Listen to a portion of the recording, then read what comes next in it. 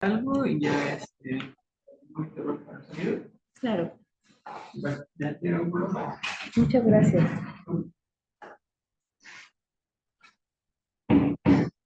Saludos, mi nombre es Claudia Patricia Rojas Guzmán. Soy especialista en medicina de urgencias y en esta ocasión me invitaron a dar la plática de actualidades en el manejo inicial de quemaduras en urgencias. Los objetivos de esta plática van a estar enfocados a reconocer una lesión por quemadura como potencialmente seria, estar en condiciones de evaluar una lesión por quemadura, estar en condiciones de desarrollar un plan de atención basado en prioridades y basar el plan de atención en tiempo, extensión y grado de quemadura. Como introducción podemos mencionar que las quemaduras ocupan el tercer lugar como causa de mortalidad por traumatismo, teniendo en cuenta que en primer lugar están los accidentes de tránsito, en segundo lugar están los ahogamientos, tercer lugar, como lo acabamos de mencionar, quemaduras, y en cuarto lugar las caídas. Así que ocupan un lugar importante para darle la atención necesaria. Afecta principalmente a la población económicamente productiva, que es otro punto interesante, incrementa su mortalidad en los extremos de la vida y en relación al agente causal y representa un alto costo en el tratamiento y en la rehabilitación. Como lo estábamos mencionando, una de las afecciones principales son a los grupos de edad productivamente activos. Como vemos aquí, en la edad de 20 a 59 años de edad, causa 357 muertes por año, eso fue en el 18, representando esto un 56%. De estos, prevalece más en hombres que en mujeres. Como definición de quemadura vamos a tener que es la destrucción de los tegumentos, incluso de tejidos subyacentes y desnaturalización de las proteínas tisulares bajo el efecto de un agente térmico, eléctrico, químico, mecánico o radioactivo. No solamente hablamos de calor o de fuego. Entonces, teniendo esta definición clara, podemos ya hacer una definición un poco más específica a lo que es un gran quemado. Se va a considerar un gran quemado a los pacientes que tengan un índice de gravedad más de 70 puntos, que eso lo vamos a ver más adelante por clasificación de Garcés, o con quemaduras de segundo o tercer grado, más de 20% de superficie corporal. Este porcentaje va a ser menor en los pacientes que sean menores de 2 años o mayores de 65 años, ahí solamente requiriendo 10% para ser clasificados en esta categoría, y todo paciente con quemaduras respiratorias o lesiones por inhalación, pacientes que hayan presentado quemadura eléctrica por alta tensión, pacientes que se asocia a un trauma múltiple y quemados que tengan enfermedades graves asociadas. Vamos a hacer un poco de recuerdo de la anatomía y fisiología muy en general, sabiendo que la piel se forma por tres capas principales: epidermis, dermis e hipodermis. Estas capas van a cumplir funciones en su conjunto que van a dotar a la piel de propiedades inmunológicas, como defensa ante procesos infecciosos, perceptivos, la sensación de tacto y de presión, de termorregulación, que va en base a su vasoconstricción o vasodilatación de los vasos, ajuste de temperatura y también con el funcionamiento de glándulas sudoríparas, de metabolismo, ya que nos va a ayudar al metabolismo y producción de la vitamina D, regenerador, sabiendo que las capas germinales van a ir proliferando hacia el estrato córneo con producción de capas de piel, y protector contra luces ultravioletas, mecanismos de lesión térmica y compuestos químicos o microorganismos. Bueno, sabiendo esto, yo tengo que saber qué voy a verle al paciente en urgencias. Para empezar, sabemos que todo paciente que llega a urgencias tenemos un manejo inicial y tenemos un protocolo. Estos protocolos, en especial del paciente quemado, están guiados y protocolizados a través de las guías de la ABLS, la American Burn Association, dando el protocolo del Advanced Burn Life Support, donde nos van a indicar los protocolos y guías sugeridas para dar el manejo oportuno y el mejor manejo al paciente y de esta manera lograr disminuir la morbimortalidad. En el principio del manejo ya tenemos que los primeros procedimientos son detener el proceso de la quemadura, que ese es un punto muy importante y que va tanto a involucrar la seguridad del paciente como del personal médico, tomando nosotros las precauciones universales. En la revisión primaria tenemos la mnemotecnia que todos conocemos, ABCDE, donde cada una vamos a irlas desglosando de forma rápida. En la letra A vamos a evaluar la permeabilidad de la vía aérea y estabilización de la columna cervical. En este momento vamos a poder determinar si nuestro paciente va a requerir un manejo avanzado de la vía aérea en base a las lesiones o cómo encontremos permeabilidad o no en esta vía. ¿Qué es lo que me va a hacer sospechar o poner más atención a determinar qué paciente tiene riesgo de ser intubado? Bueno, desde la historia clínica o desde lo que me comparta el personal paramédico que ayudó en su traslado, sabiendo si un paciente estuvo en un sitio cerrado, teniendo o no quemadura. ¿Por qué? Porque aquí pueden involucrarme quemaduras térmicas, quemaduras por vapor o lesiones por inhalación. Que mi paciente haya tenido pérdida del estado de alerta, presente a la exploración física un esputo carbonáceo, tenga un cambio de voz, digamos una voz más ronca, quemadura facial y o de vellos faciales, agitación, dificultad respiratoria, eritema faríngeo e inhabilidad para deglutir. Estos datos me van a hacer estar muy al pendiente de mi paciente de que en cualquier momento pueda requerir manejo avanzado de la vía aérea. Ojo, no quiero decir con esto que si mi paciente tiene quemadura facial o de vellos faciales, de inmediato se indique la intubación, sino que esto me va a estar haciendo estar al pendiente de estar valorando de forma continua a mi paciente para detectar si sí hay como tal una quemadura que me pueda causar una obstrucción, teniendo en cuenta que la obstrucción aguda de la vía aérea en estos pacientes se presenta de un 20 a un 30%. Bueno, de ahí pasamos a la B, que es breath, respiración y ventilación, donde vamos a auscultar al paciente, vamos a ver frecuencia y profundidad, administración de oxígeno a altos flujos y vigilancia de la dinámica respiratoria. Vamos a tener que colocar sistemas de monitorización de oxígeno registrando saturaciones y frecuencias respiratorias. Esto amerita una valoración continua y no es la única manera para guiarme de mi paciente esté o no oxigenando, ya que si recordamos intoxicaciones por dióxido de carbono me pueden manejar saturaciones altas, ya que la carboxihemoglobina toma el lugar de la oxihemoglobina en el oxímetro de pulso. Entonces, son valoraciones que se van haciendo de forma continua.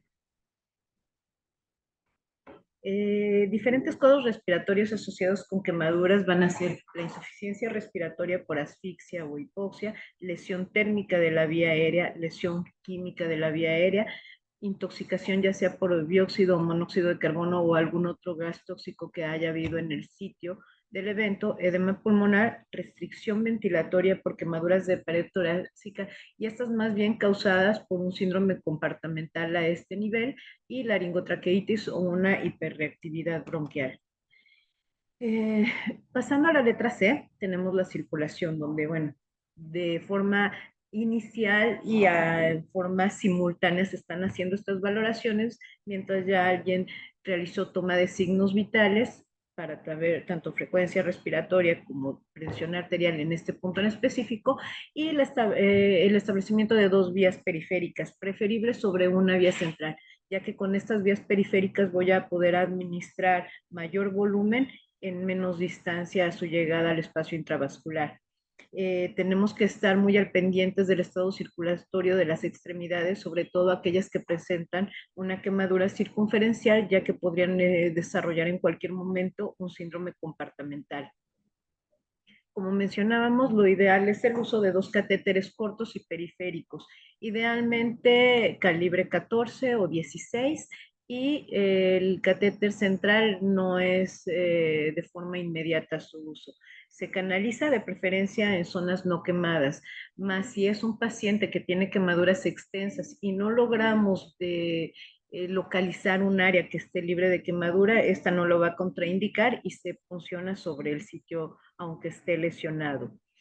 El manejo adecuado de líquidos va a ser un punto clave en el manejo del paciente quemado, así que la reanimación de estos pacientes debe enfocarse en mantener una adecuada perfusión tisular y funcionamiento de órganos, evitando por un lado complicaciones con una terapia hídrica inadecuada que sea insuficiente y por el otro causando complicaciones con una reanimación excesiva.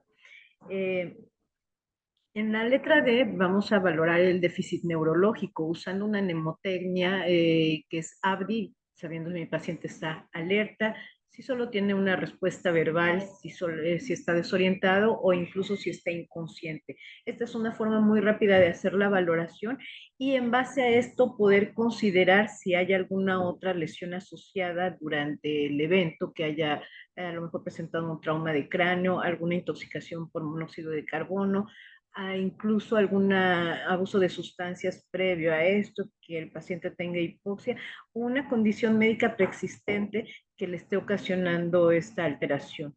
Pasando a la letra E, tenemos la exposición donde vamos a retirar toda la ropa y artículos que traiga el paciente y evaluamos la superficie corporal quemada, que va a ser el punto clave para iniciar nuestro manejo, manteniendo una temperatura adecuada del paciente. Los principios en el manejo, como lo habíamos mencionado, es el ABCD, pero junto con esto vienen pues toma de signos vitales, inserción de sondas nasogástricas y sonda urinaria son un punto clave en el manejo de estos pacientes y más adelante vamos a explicar cada una el por qué.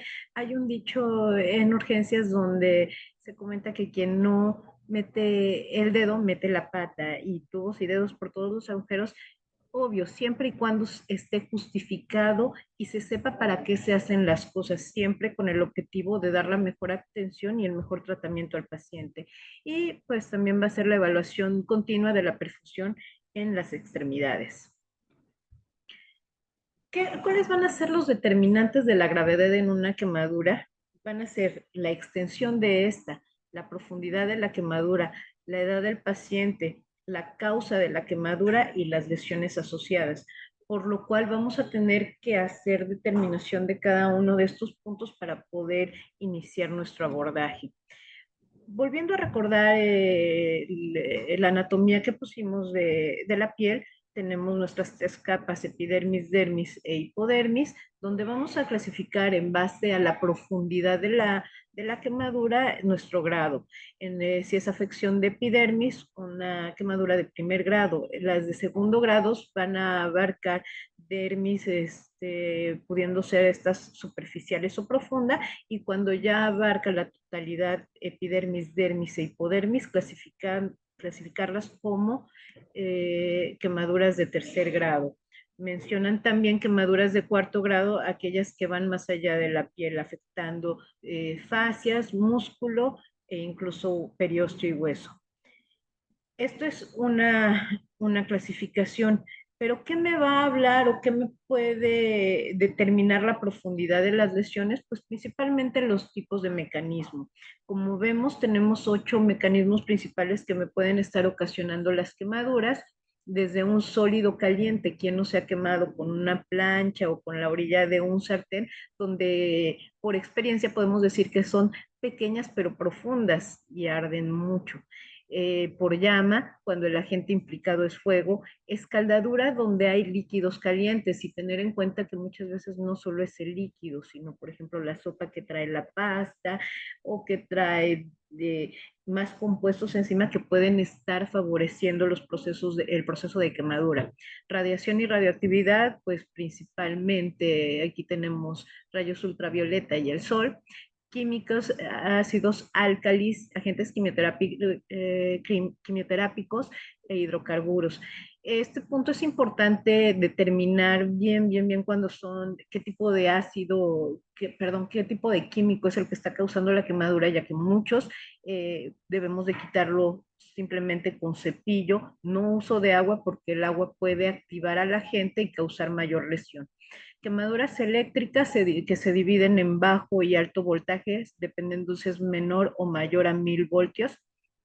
por deflagración, que son flash eléctricos y en este caso los relámpagos, y el frío, producidas por hipotermia, donde van a causar eritema, apemio, pie de trinchera y pie de inmersión o congelación. Eh, en las quemaduras que se presenten siempre va a haber tres zonas a identificar y estas zonas, su relevancia es de que también van a guiar qué tan bien o qué tan mal se está haciendo el manejo. Las tres zonas de Jackson son la zona de coagulación y necrosis, que es una zona donde ya el tejido está muerto y esa ya no se va a poder recuperar. La zona de éstasis, que es una zona vecina a la de coagulación, y que está hipoperfundida y es por la que nuestro manejo va a ir a querer rescatarla y volverla de hiperemia y no hacerla más profunda, volviéndola a una zona de coagulación o necrosis, y la zona de hiperemia, que esa va a recuperarse sin mayor problema. Eh, para las clasificaciones que mencionábamos en base a la profundidad, la clasificación más común, comúnmente manejada es la de Converse-Smith, donde se divide en primer grado, segundo grado superficial y profunda y tercer grado. También se habla de la clasificación de Benign, donde esta es importante ya que Garces para sus puntuaciones de severidad es la que maneja, clasificándolo como A, eritematosas, aflictenulares, A, B y B, dependiendo incluso la B hasta de tercer grado.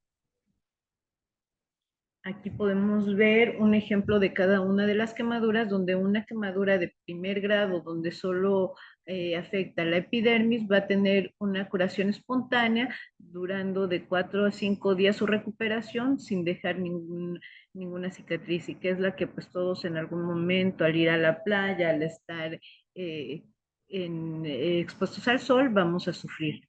Las quemaduras de segundo grado, la superficial, es una que tiene no tienen esta todavía presencia de fitenas, puede curar de 8 a 10 días.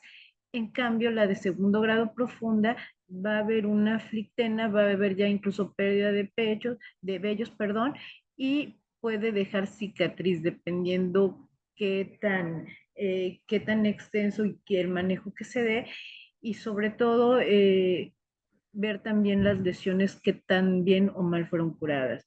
El espesor total o de tercer cuarto grado forzosamente ya va a requerir tanto de abordajes quirúrgicos como uso de injertos, lo que también en la de segundo grado profunda puede llegar a requerir. Vamos a hacer hincapié en este tipo de lesiones porque es muy importante reconocer por grados de profundidad, ya que, por ejemplo, unas de primer grado, esas no se toman en cuenta para hacer el cálculo de superficie corporal quemada y son quemaduras que se pueden manejar de forma ambulatoria, a una de segundo grado superficial o una de segundo grado profunda. Haciendo hincapié en una de primer grado, solamente es afección de epidermis, dolor y enrojecimiento, sana en pocos días, ya habíamos mencionado que de 4 a 5 días, y realmente tiene un significado clínico. Comparando con la clasificación de Benheim, tenemos las quemaduras serían las de tipo A. Las de tipo A son las de primer grado, donde afectamos solamente la epidermis, pero en esta clasificación me pueden poner la tipo A superficial, donde hay enrojecimiento de la piel con eritema sin ruptura de la misma, y teniendo en cuenta, perdón, que va a haber hipersensibilidad, y en la flictenular, donde puede estar comprometida la membrana basal sin llegar a afectar la dermis. Perdón. En las quemaduras de segundo grado va a haber afección total de la epidermis y parte de la dermis. Va a haber dolor, presencia de vesículas húmedas y presencia aún de llenado capilar. La dermis no lesionada está en riesgo, correspondiendo a una zona de Jackson de éstasis. En la clasificación de Benheim sería una tipo AB o quemadura intermedia. Estas pueden clasificarse también en ABA, donde son intermedias superficiales, o ABB, que son quemaduras intermedias profundas, donde prácticamente ya se puede hablar en la ABB de una quemadura de tercer grado o dejarla como la de Estas se van a reponer espontáneamente 2 a 3 semanas, pero sí pueden dejar cicatrices y el injerto puede ayudar a que tenga un mejor resultado. En las de tercer grado, pues ya sabemos que va a afectar la total de la piel con sus 3 capas. Aquí ya va a haber disminución del dolor. ¿Por qué? Porque pues ya las terminaciones nerviosas están quemadas, están afectadas. Puede haber vesículas, las cuales son secas, y va a haber ausencia de llenado capilar. Es una piel que se palpa acartonada, dura como cuero, y esta forzosamente, el tratamiento definitivamente es quirúrgico, con requerimiento para una adecuada tanto función como estética de injertos de piel. Y mencionan también quemaduras de cuarto grado. Para muchos autores comentan que cuando ya está afectado el tejido subcutáneo, músculo, fascia, periósteo y hueso, entrar en esta categoría. Y pues hay quemaduras de quinto grado, pero eso es tema de otra plática. Ya logramos determinar cuál fue el agente causal para saber el riesgo, y ya logramos determinar también qué tan profunda es nuestra quemadura. Ahora lo que tenemos que hacer es determinar qué tanta superficie está afectada. Para determinar esto, vamos a tener en cuenta, o la American Burn Association toma en cuenta 3 principales tipos: lo que sería la superficie palmar del paciente, o sea, la regla de las manos, donde la mano del paciente va a representar el 1% de la superficie corporal quemada, y esto sobre todo se usa en quemaduras irregulares o que no afectan una extensa lesión para poder hacer la determinación. La más comúnmente usada en los servicios de urgencias de adultos en específico es la regla de los 9, donde las zonas del cuerpo se dividen en múltiplos de 9 para poderles dar un valor y de esta manera lograr determinar. Como vemos, tiene un valor anterior y tiene un valor posterior, donde cabeza y es 4.5. Ahí no viene anotado, pero cuello es un 1%, tórax anterior 9%, abdomen anterior 9%, dándome un total de 18% en el tronco, y en extremidades superiores 4.5 antebrazo y 4.5 brazo, dándome un total de 9.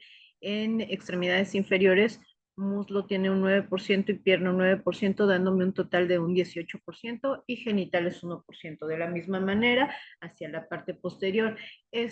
Para usar esta regla, pues sí es necesario que esté un poco extendida la quemadura, porque no puedo tomar un parcial de tórax o un parcial de pierna, dependiendo cómo esté la lesión.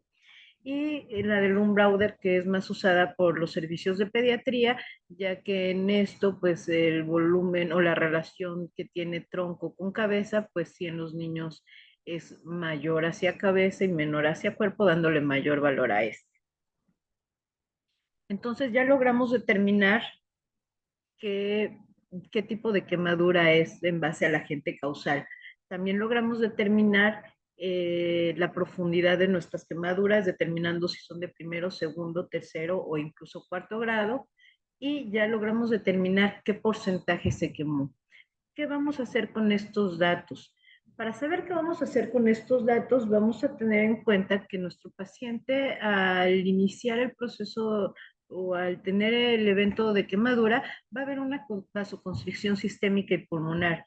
Esto va a llevar a que se presente elevación de catecolaminas y hemólisis, disminución del gasto cardíaco, disminución de la entrega y consumo de oxígeno, y un estado hiperdinámico y vasopléjico. Las primeras 24 a 48 horas, que son las que se van a dar la atención en el servicio de urgencias, el paciente va a estar, como lo mencionamos, en un estado hiperdinámico y vasopléjico, donde al aumentar el consumo de oxígeno va a haber disminución de resistencias vasculares, y ojo, va a haber un edema de tejidos que puede llevar a la oclusión de vasos, aumento de resistencias vasculares y coagulación intravascular diseminada en la microvasculatura. Al ocurrir esto, pues eso va a haber un edema muy importante en la primera hora, lo que va a estar ocasionado por un desequilibrio entre fuerzas hidrostáticas y oncóticas que aumentan la permeabilidad vascular, causando una extravasación del líquido en los tejidos, como mencionábamos en las primeras 24 a 48 horas. Extravasación de líquidos es la que me puede llevar a varias complicaciones de no dar un adecuado manejo. Entonces, ¿cuál va a ser el manejo adecuado? Para esto se han desarrollado durante la historia varios esquemas o varias fórmulas que pues llevan el nombre de según quien los haya descrito, estando la fórmula de Evans, fórmula de Brook con uso de cristaloides, al igual que Parkland, Monafo, perdón, donde utiliza sueros hipertónicos, y Warding ya con el uso de suero bicarbonatado agregado a los cristaloides. Pero para no entrar en discusiones y tener un manejo unánime que se pueda dar el seguimiento, el currículum de la American Burn Association estableció dos fórmulas principales, una que maneja el límite superior y otra el límite inferior de la reposición hídrica durante las primeras 24 horas, por lo cual sugiere el uso de las fórmulas de Parkland y Brook modificada. Ambas fórmulas usan de solución base el Ringer lactato, y esto es muy importante tenerlo en cuenta, ya que si cambiamos de solución ya no sería la misma fórmula. Para que sea Parkland o para que sea Brook debe de ser uso de Ringer lactato.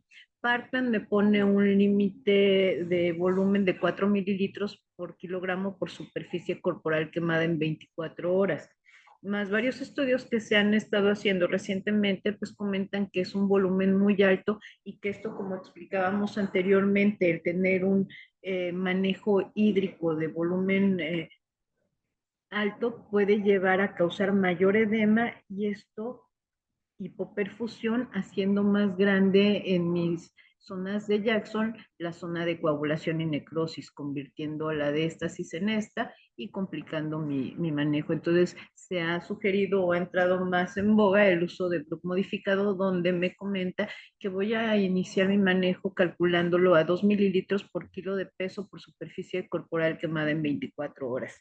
Ambas fórmulas hace mucho tiempo se comentaba que el cálculo total se iba a dividir en dos, y la primera mitad se iba a pasar en las primeras 8 horas y la segunda mitad el resto de las 16 horas para cumplir las 24 horas. Pero ¿qué pasaba aquí? Era algo muy cerrado y muy cuadrado, y que yo podía ver a lo mejor que mi paciente no estuviera dando una respuesta adecuada, pero yo manejando mis cuatro. Y hay que tener en cuenta que el manejo del paciente quemado es dinámico, es un manejo que se debe de estar monitorizando hora tras hora, y en base a lo cual se va a ajustar el manejo hídrico. Entonces, aunque yo sí en efecto empiece mi manejo con estos volúmenes, calculando la primera mitad para las 8 primeras horas, voy a estar al pendiente la segunda y la tercera y la cuarta, y así durante todo el horario, viendo parámetros que ahorita vamos a mencionar como la uresis, y en base a esa respuesta ir ajustando mi manejo. La reanimación con líquidos, mencionaba, es con el Ringer lactato, según menciona Parkland y Brook, ya que este imita el líquido intravascular, me ayuda para tratar la hipovolemia y reemplaza el déficit de sodio intracelular que voy a presentar. El volumen de infusión debemos de basarlo en la hora del evento. ¿Por qué? Porque acuérdense que dice, voy a manejar este volumen las primeras 8 horas, pero a lo mejor mi paciente va a llegar durante un trayecto que se llevó 1 hora, 2 horas, 3 horas, o incluso en nuestro medio hasta más tiempo se lleva. Voy a tomar en cuenta el horario a la que fue el evento. Entonces, esto es un punto importante. ¿Por qué? Porque desgraciadamente aquí en el retraso, después de 2 horas, mi pronóstico se va afectando y va a aumentar la mortalidad de mi paciente. Bueno, la consecuencia de una reanimación excesiva y sobrecarga de líquidos nos va a llevar, como mencionábamos, edema tanto pulmonar, miocárdico, en extremidades, incluso edema cerebral, y va a transformar quemaduras superficiales en profundas, con necesidades de procedimientos como fasciotomía, extremidades no dañadas y síndrome compartimental intraabdominal y torácico. Siempre les pongo un ejemplo que es como cuando meten si hemos visto los bolillos, la línea que tiene en medio que se abre gracias a la levadura que se pone. La levadura es nuestro manejo hídrico. Si ponemos muchísima levadura, se va a abrir muchísimo y va a lesionar toda la demás capa del pan. En cambio, si le pongo casi nada, no va a abrir. Hay que ponerle una cantidad suficiente para que quede en el punto medio. Bueno, el volumen del líquido realmente infundido en la práctica se debe de ajustar, como les decía, a la diuresis y a la respuesta clínica de cada paciente. Insisto y vuelvo a comentar, el paciente quemado, su manejo es dinámico, no es un paciente que se inicie el manejo y se pueda dejar y revalorar a las 8 horas, sino que debe de ser una monitorización horaria y continua. Los volúmenes totales de reanimación reales que reciben los pacientes son variables. Como les mencionaba, no van a ser ajustados a Parkland, que dice la primera mitad 8 horas y de ahí no te mueves. No, se va a ir variando dependiendo. Pero bueno, ¿cómo voy a ir variando? ¿Qué es lo que me va a dar la pauta para ir variando estos líquidos? Pues la uresis horaria. Precisamente hace unos momentos le mencionaba que un punto importante del abordaje del paciente es la colocación de la sonda urinaria, porque yo debo de mantener un gasto urinario adecuado, que va de 0.5 a 1 mililitro por kilo por hora. Aquí hay dos excepciones. El paciente con quemadura eléctrica y el paciente con rabdomiólisis me piden mantener una uresis de 1 a 1.5 mililitros por kilo por hora. Entonces, teniendo mi sonda vesical, voy a ver que mi paciente tenga esta uresis y me esté manejando un gasto urinario adecuado. ¿Qué voy a hacer? Si veo que hay disminución en mi uresis, voy a tener que aumentar el aporte hídrico. Si veo que hay una uresis muy aumentada, pues voy a tener que bajar el aporte de manejo hídrico, pero ¿qué tanto subo o qué tanto lo bajo? Teniendo en cuenta que si mi paciente está oligúrico, pues seguramente es por falta de volumen, que me hace falta mayor aporte hídrico. Hay que tener en cuenta que una oliguria se va a asociar a aumento de las resistencias vasculares sistémicas y a una disminución del gasto cardíaco, por lo que de esa manera es que yo voy a justificar el aumento de mi manejo hídrico y no el uso de diuréticos, los cuales en estos casos estaría contraindicado.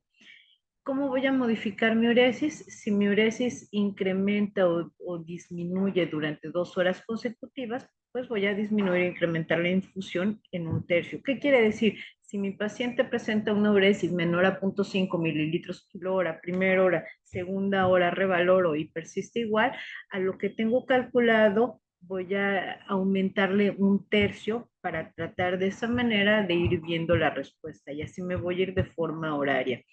Ahora, si mi uresis está muy aumentada, mayor a 1, o si es una quemadura eléctrica mayor a 1.5, entonces voy a ver del total que le estoy pasando, disminuirle 1/3 para lograr tener la uresis adecuada y no irme con una sobrehidratación de este paciente. Bueno, también mencionaba otra sonda. La colocación de la sonda nasogástrica es importante, ya que estos pacientes de trauma de alto impacto, del cual se consideran a los quemados también, sobre todo aquellos que tienen 20% más de superficie corporal quemada, hacen algo que es un hilio espástico, o sea, una gastroparesia y favorece la émesis, se distienden y pues tanto le causa malestar al paciente como puede causar otro tipo de complicaciones. Entonces sí es importante el uso de la sonda nasogástrica, de la colocación de la sonda nasogástrica en este tipo de pacientes y también nos va a favorecer que podamos estar vigilando la presencia de úlceras de Hurling que en estos pacientes son frecuentes. En el gran quemado es una causa de hemorragia de tubo digestivo alto la presencia de estas úlceras y pues por eso también se considera el uso de inhibidores de bomba. Ya hice mi abordaje inicial, ya estoy haciendo mis indicaciones. ¿Qué estudios le voy a pedir a mi paciente? Pues los estudios básicos son hemoglobina y hematócrito, que a lo mejor no va a ser una guía confiable para la reanimación, pero sí van a ser una pauta inicial con la que yo puedo ir viendo cómo va respondiendo mi paciente, ver también los datos de la respuesta inflamatoria, valoración de leucos, ver si hay una enfermedad anémica preexistente o incluso darme cuenta si en base a lesiones asociadas secundarias al evento que presentó el paciente puede haber alguna pérdida aguda de sangre. También es importante la química sanguínea, electrolitos séricos y CPK, donde estos datos iniciales me van a servir de base para ir viendo la evolución de mi paciente y se van a ir tomando controles en base a la respuesta del paciente. Ya casos específicos como quemadura eléctrica, pues sí van a necesitar otros marcadores como enzimas cardíacas, toma de electrocardiograma y así individualizar con cada paciente dependiendo el caso y dependiendo las lesiones acompañantes o enfermedades preexistentes o condiciones que tenga este paciente en específico. Otro punto a tomar en cuenta y que muchas veces desestimamos por no considerarlo de urgencia es la administración de la inmunización antitetánica. Esto debe de ponerse idealmente dentro de las primeras 72 horas y no retrasarse por más de este tiempo, documentando el aplazamiento si es por alguna razón en específico, a lo mejor mi paciente ya lo tiene o a lo mejor la familia dice, tengo su cartilla del adulto o del adolescente, nada más que no recuerdo, entonces dejarlo bien aceptado en el expediente. Bueno, esto fue la primera parte, es el abordaje inicial. Les prometo ahorita ya en la segunda parte vamos un poco más enfocados, que es el segundo gran paso a la revisión secundaria. La revisión secundaria implica la revisión de cabeza a pies y una historia clínica simplificada. Por ejemplo, a mí aquí en este punto no me va a interesar saber si su tatarabuelito peleó en la revolución, si el bisabuelo tuvo cáncer, si la tía se fue. Es una historia clínica simplificada donde el AMPLE voy a preguntar específicos sobre alergias, en la M medicamentos que el paciente tome de por sí, en la P patologías previas y muy importante, toda mujer en edad fértil preguntar e investigar y pedir laboratorios en cuanto al embarazo. L, últimas libaciones, cuándo hizo sus últimas comidas y qué fue lo que comió. Y E, eventos relacionados con la lesión, si aparte de haber sido quemado, sufrió algún golpe, alguna caída, quedó encerrado en el carro, quedó prensado, por cuánto tiempo, todos los eventos que se relacionen. Con esta historia clínica simplificada va a ser suficiente para que yo pueda continuar con el manejo y ajustar todo el tratamiento que esté dando a mi paciente. Dentro del manejo secundario interviene la atención inicial a la lesión, donde ya en el principio comentábamos que es importante detener el proceso. Obvio que el paciente no va a ser muy difícil que llegue con la ropa encendida o con la quemadura activa en el momento, pero como les mencionaba, sobre todo en lesiones por escaladuras, llega a ver la ropa donde está quemada con el líquido, donde está el líquido, pero también puede haber pedazos de sopa o pedazos que por su temperatura hayan seguido quemando al paciente, pues lo cual hay que quitar, retirar todo el tejido necrótico, manejo estricto del dolor y malestar y proteger el tejido expuesto. ¿Cómo vamos a proteger el tejido expuesto? Pues debe de ser una lesión estéril. Yo creo que va primero en ese orden: estéril, hidratada y protegida. ¿Por qué estéril? Porque tenemos que hacer un lavado. No me piden un líquido en específico. Puede ser desde uso de jabón, mencionan hasta champú de bebé, clorexidina eh, y con agua de llave limpia siempre. Poder hacer este lavado.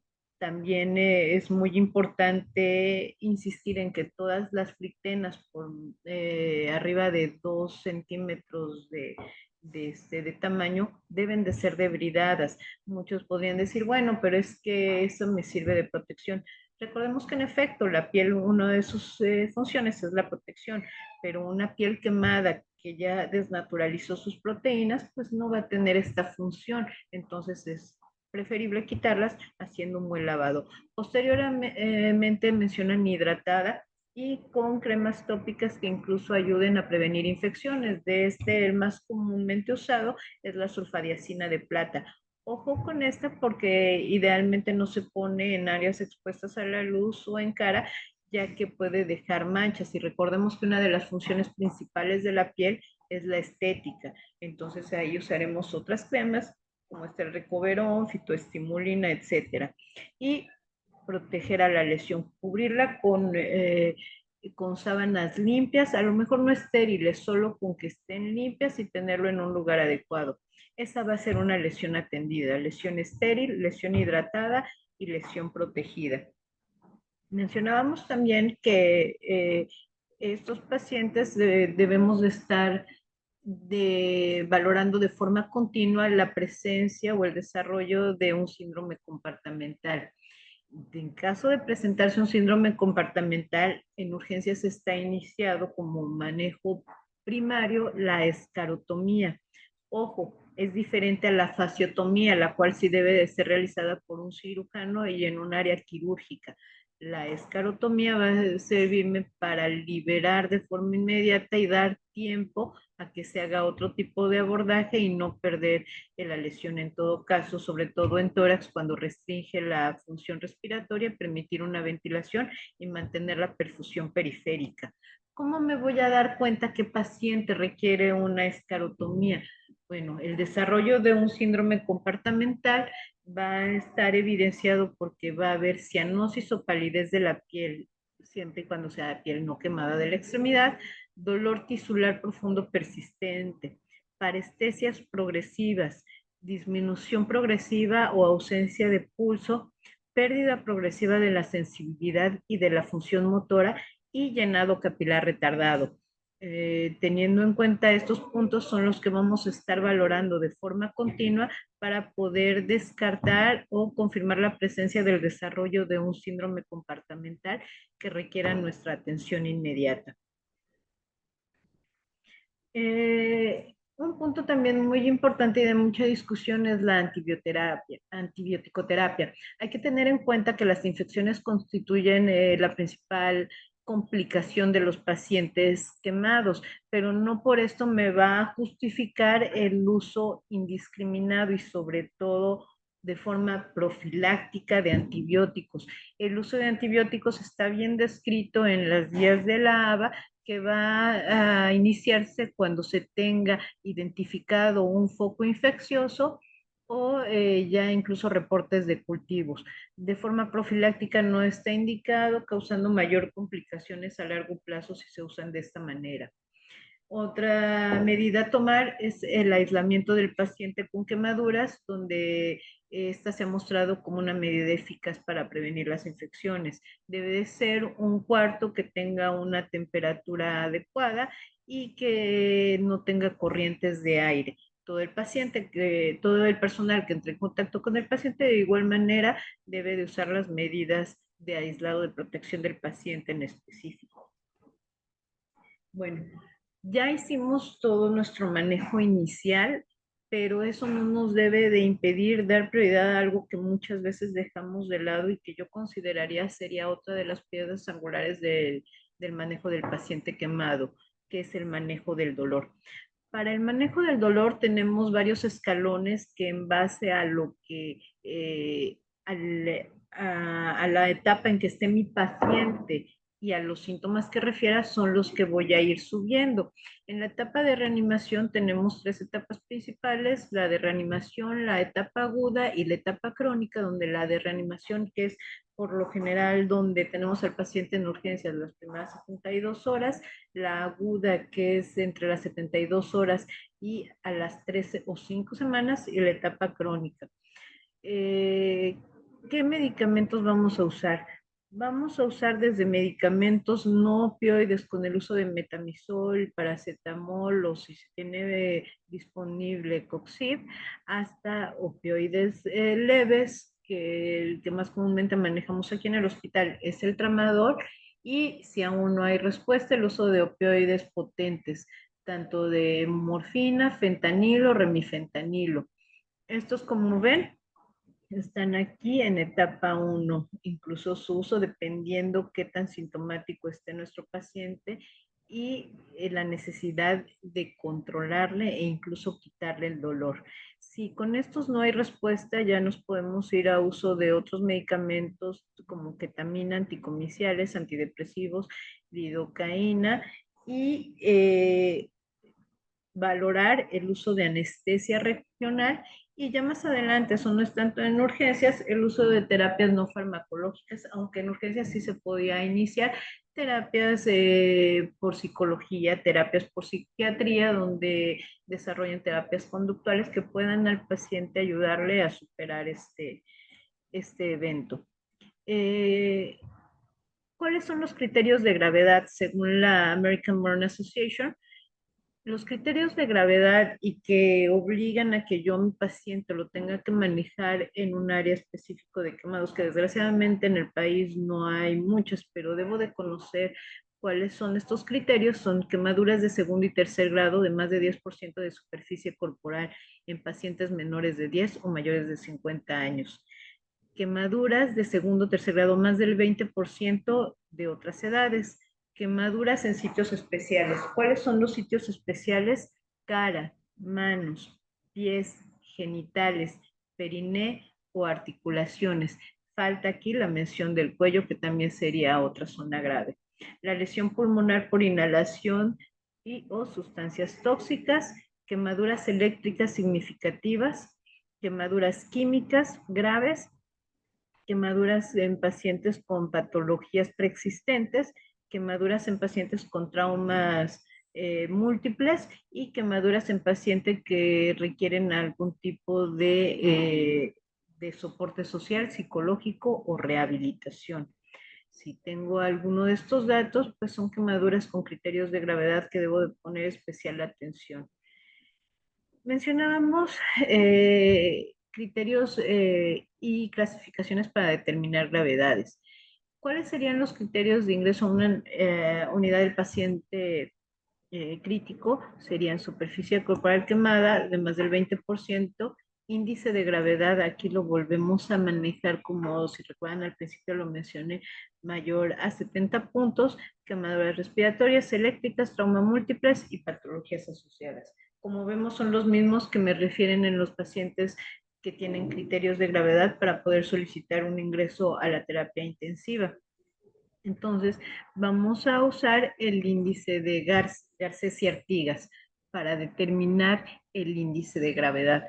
Para mayores de 20 años, vamos a usar la edad del paciente, el porcentaje de quemadura A por 1, más el porcentaje de quemadura B por 2, más el porcentaje de quemadura B por 3.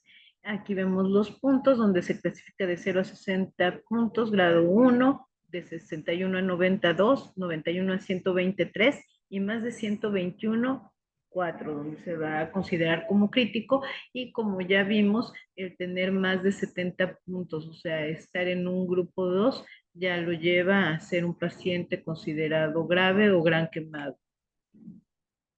Haciendo hincapié en los criterios para traslado de mis pacientes, son los de segundo grado en más del 10% de superficie corporal, tener zonas quemadas, quemaduras de tercer grado eléctricas o químicas, lesiones por inhalación, quemaduras con patologías preexistentes y traumas múltiples. También en pediátricos, sobre todo en hospitales donde no cuenten con el personal capacitado para la atención de niños. Bueno, y por último me gustaría dejarles nada más, no lo voy a leer todo, es un resumen de las fases del manejo del paciente quemado. Aquí pueden ver la bibliografía. Es muy interesante porque te resumen esto los pasos que debemos ir dando con el paciente quemado y cómo debemos de ir escalando y manejando líquidos. Bueno, espero les haya gustado la plática. Si hay dudas, a hacerlas llegar y con gusto las responderé. Eh, Espero que tengan un, un buen día. Me gustaría compartirles esta oración o este pensamiento donde creamos lo que creamos y en lo que creamos siempre estemos pidiendo porque ese amor que tuvimos al escoger esta carrera y sobre todo practicarla nos inspire diariamente para tratar a nuestros enfermos, nos inspire diariamente para prepararnos más y para poderles dar lo mejor a nuestros pacientes y a sus familias. Les agradezco su atención y hasta luego.